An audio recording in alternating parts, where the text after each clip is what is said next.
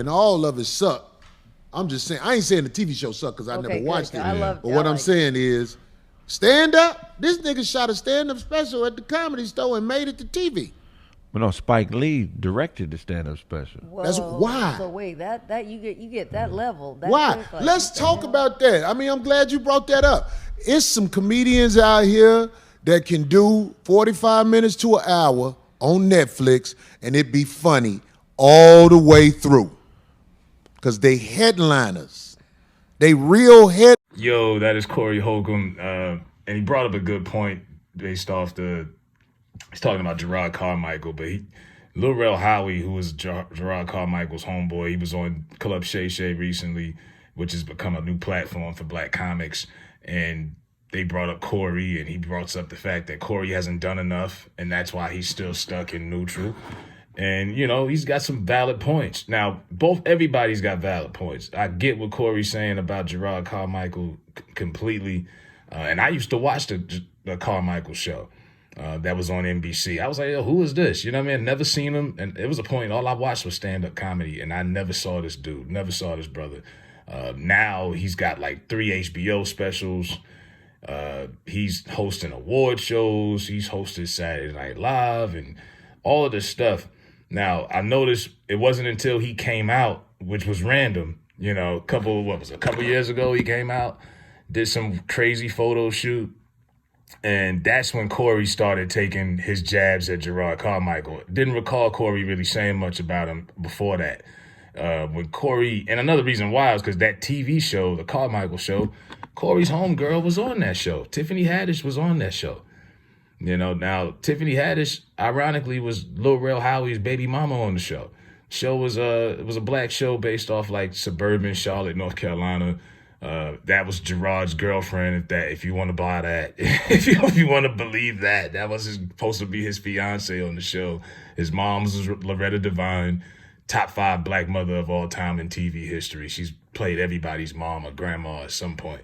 David Allen Greer was the father, and Lil Rel Howery was the brother. And it did like 3 years on NBC. But like I say, it came out of nowhere, even though I enjoyed the show and I was kind of disappointed when they dropped it.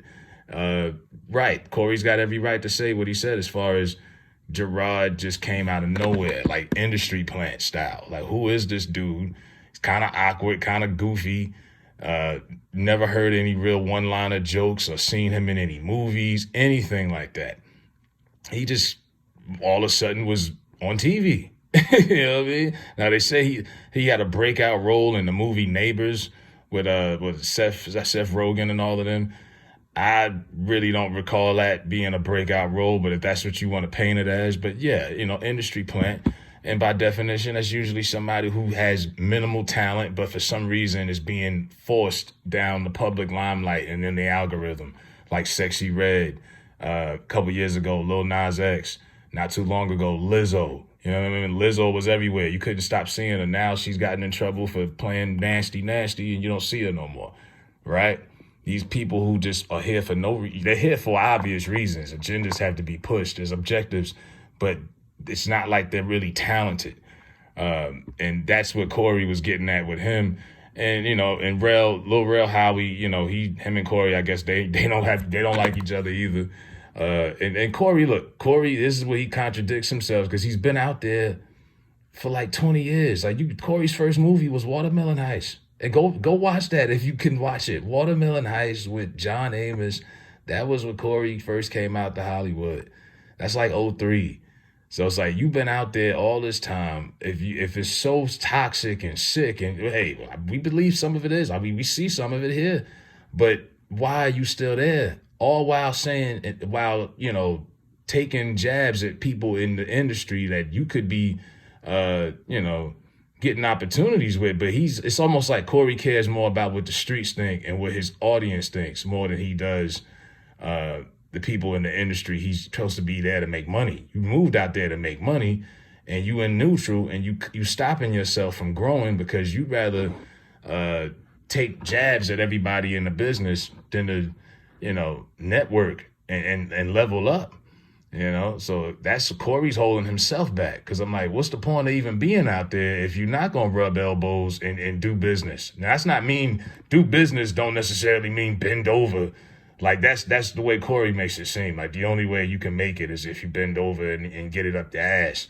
You know, that's the only way Corey makes it seem. Like that's it's either that or you. I'm like, well, how did Kevin make it then?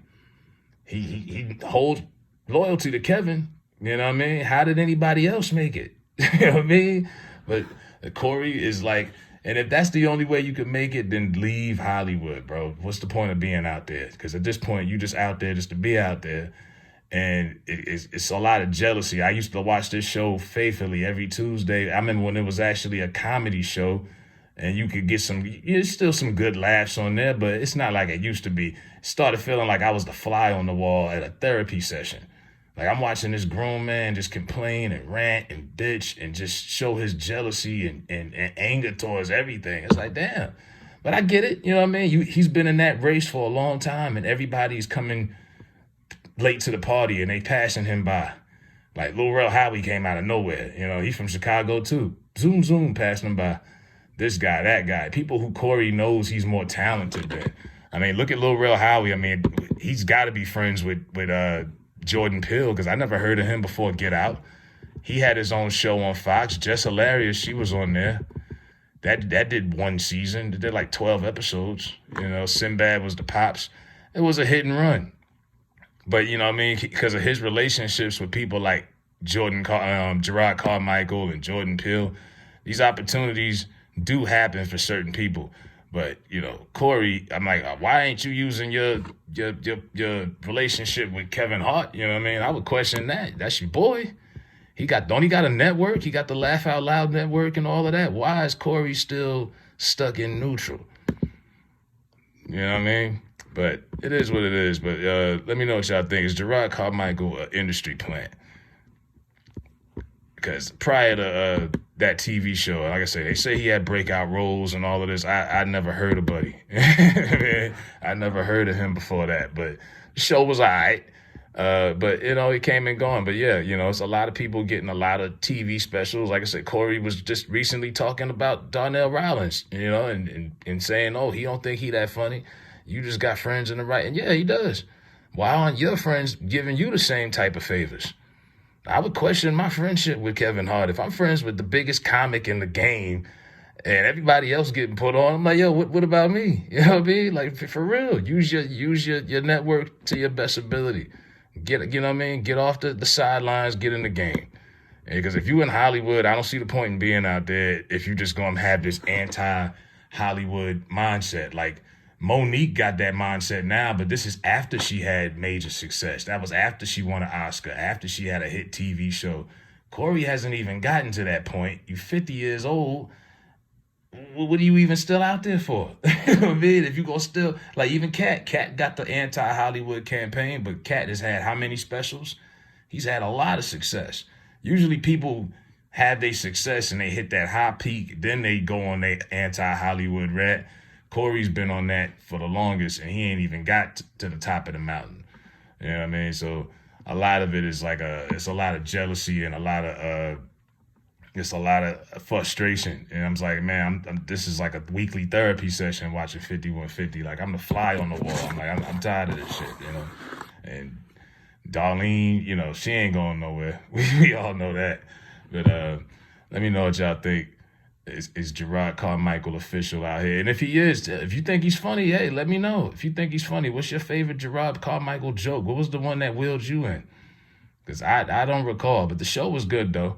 But let me know in the comment section. Hit that like button.